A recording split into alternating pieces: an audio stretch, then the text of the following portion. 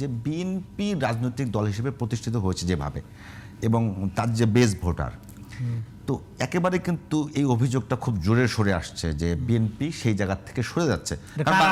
না আমি বলি, আমি আবারও বলতেছি কারা আনতেছে, মানে বাংলাদেশের নজির তো আছে যে একটা আওয়ামী মুসলিম লীগ, মুসলিম জাতীয়তাবাদী দল, সে একদম ধর্মনিরপেক্ষ দল হয়ে গেছে। আমি এই কোশ্চেনটা অনেক জায়গায় করেছি, তো বাংলাদেশের মানুষের কাছে এক্সপিরিয়েন্সটা আছে যে একটা মুসলিম জাতীয়তাবাদী দল সরাসরি ধর্মনিরপেক্ষতাবাদী দল হয়ে গেছে।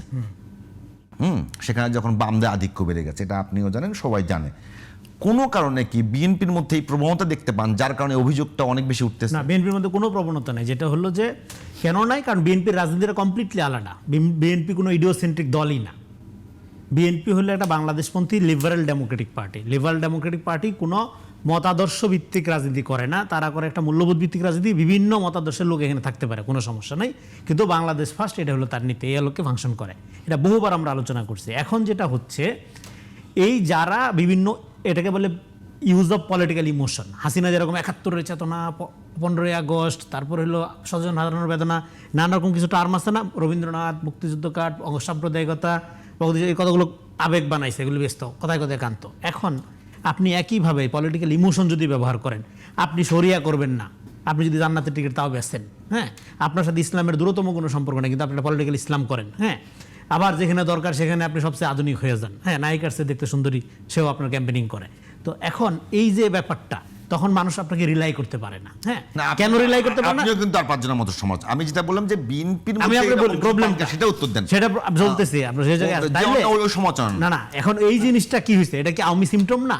একই আওয়ামী নায়িকার মতো সুন্দরী কেউ তাইলে তো ক্যাম্পেইনে অংশগ্রহণ করতে পারে না। বলদা হচ্ছে, মানে বলছি যে আপনার ফটো কার্ড এবং সিপি গ্যাং যেভাবে ফটো কার্ড ব্যবহার করতো, হ্যাঁ, মানে আপনার যদি ক্যাম্পেনিং করে কোনো নারী প্রার্থী, সে নায়িকার মতো সুন্দরী, আর অন্যটা যদি করে তাহলে সে চরিত্রহীন, মানে এইভাবে পোর্ট্রেট করা হচ্ছে।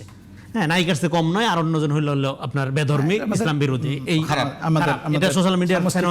এখন আমরা সিপি গ্যাং দেখছি, সংঘবদ্ধভাবে চরিত্র হননের ব্যাপার দেখছি, এবং বিএনপি করাটা একটা মজলুমের ব্যাপার ছিল।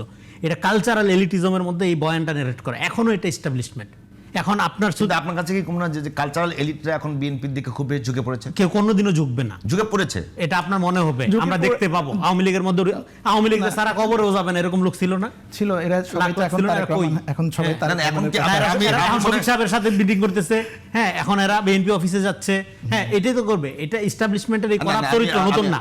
আমি এলিট এবং বুদ্ধিদীপ্ত এলিট যারা আছে, যারা বাংলাদেশে নিজেদেরকে একমাত্র শিক্ষিত মনে করতো এবং কালচারালি নিজে কালচার মনে করতো, এই জন্যই তো আমরা আওয়ামী ফেস্টিভাল কোনো কারণে বিএনপির দিকে গেছে কিনা, এটা অলওয়েজ প্রো এস্টাবলিশমেন্ট। এটা জামাতের দিকেও গেছে, বিএনপির দিকে শুধু যাবে কেন? বসুন্ধরা থেকে কারা ঘোরাঘুরি করে আমরা জানি না। তো ফলে আমি বলি, এটা এই এস্টাবলিশমেন্টটাকে চেঞ্জ করাটা যার দিকে যাচ্ছে, আমি বলি যার দিকে যাচ্ছে, সেটা দেশের মানুষের কাছে কিন্তু অন্য মেসেজ যাচ্ছে, সেটা সবার জন্যই খারাপ হবে। কারণ হলো, এই করাপ্ট সিন্ডিকেটটা তো ভাঙতে পারতে হবে, আপনার ক্ষমতার সাথে জনগণের সম্পর্ক স্থাপন করতে হবে। এটাই তো চ্যালেঞ্জ, এটা পলিটিক্যাল চ্যালেঞ্জ, এটা নিয়ে তো আমরা কথা বলি, এই জন্যই তো গণ অভ্যুত্থান। তো সেইটা করার জন্য আপনি দখল করলে ভালো, বিকজ অফ আপনার মধ্যে পলিটিক্যাল ইসলাম আছে, আর আমি সেকুলার, আমি দখল করলে সাদাবাজ, এটা তো হইতে পারে না, তাই না? তো দখলই। তা এখন মুশকিলটা হইলো, আমরা এই যে মানে যেটা বললে আবেগের রাজনীতি, আবেগ বেচে খাওয়া, হ্যাঁ, ইউজ অফ পলিটিক্যাল ইমোশন, সেটা আওয়ামী লীগ যেভাবে করছে, আপনি ঠিক একইভাবে করছেন।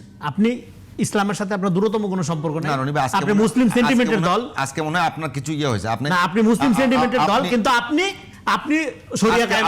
আজকে আলোচনাটা সুন্দর হচ্ছে না। আপনি গণতন্ত্রের কথা বলতেছেন, যেখানে দরকার শরিয়ার কথা বলতেছেন, বলার মধ্য দিয়ে বিএনপি এবং জামাতকে ভাগ করি, আমি বলি না, বিএনপি জামাত ভাগটা পরে আসছে, এই পয়েন্টটা শেষ করি। তাহলে আমরা যে রাজনৈতিক কাঠামোর কথা বলতেছি, সেটা একই আওয়ামী কাঠামোর মধ্যে আপনি ফাংশন করলেন, হ্যাঁ, এবং আওয়ামী কাঠামোর থেকে উত্তরণের জন্য পলিটিক্যাল এই ইমোশনের ব্যবহারটা বাদ দিতে হবে। ইমোশনের ব্যবহার বাদ দিয়ে এবার কর্মসূচিতে আসি।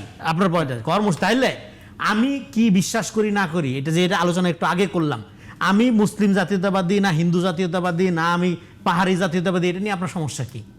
আমি বাংলাদেশি এবং আমি নাগরিক অধিকার ভিত্তিক ভাবে রাষ্ট্রে থাকবো, আপনার সমস্যা কি? ধরেন বিএনপি এই জায়গায় নাই, কিন্তু বিএনপি দেশ গঠনের জন্য প্রস্তাবনা যেটা দিচ্ছে, এটা যদি জনগণ বিশ্বাস করে, ভোট দেয়, ক্ষমতায় না, আপনার সমস্যা কি? বা জামাত একটা পলিটিক্যাল ইসলাম করে, এটা যদি মানুষ মাইনা নেয় যে হ্যাঁ তারা শরিয়া কায়েম করবে, এইভাবে ইসলামী দেশ ভোট দেন। আমার প্রশ্নটা আমি আরো খোলাসা করে দিই। আমি আপনাদের বলে দিচ্ছি যে শেখ হাসিনা অন্যায় করেছে, শেখ হাসিনা ফেসিবাদ কায়েম করেছে, এখন সেইটা তো পানির মতো পরিষ্কার ছিল, দিনের আলোর মতো পরিষ্কার ছিল সবার সামনে যে শেখ হাসিনা যা করছে। তো বাংলাদেশের গণমাধ্যম থেকে শুরু করে বাংলাদেশের যারা কালচারাল চর্চা করে তাদের প্রত্যেকের মধ্যে এইরকম একটা ভাব ছিল এবং তারা লিখেছে বলেছে যে শেখ হাসিনা খারাপ করছে আমরা জানি, কিন্তু শেখ হাসিনার বিকল্প কাউকে পাচ্ছি না। এই যে যারা বয়ান দিয়ে, বক্তব্য দিয়ে, লেখা দিয়ে, কবিতা দিয়ে, সাহিত্য দিয়ে, সংবাদ দিয়ে এই জায়গাটাকে ধরে রেখেছে, তারা শেখ হাসিনার বিকল্প কাউকে পান না, সেই শ্রেণীটা এখনো একইভাবে কাজ করতেছে, যারা করতেছে কিনা? যারা একইভাবে কাজ করতেছে তারা নিজেদেরকে একমাত্র ভারতপন্থী বা ভারত বিরোধী, নিজেদের একমাত্র ইসলামের রক্ষক এইভাবে হাজির করেছে। তাদের বিকল্প আর কেউ নাই। বিএনপি ভারতের দালাল, রয়ের দালাল, বিএনপি আপনার কাছে কি মনে হয়? আপনার কাছে এইভাবে ন্যারেটিভ তৈরি করার চেষ্টা করা হচ্ছে একটা দল। You are right.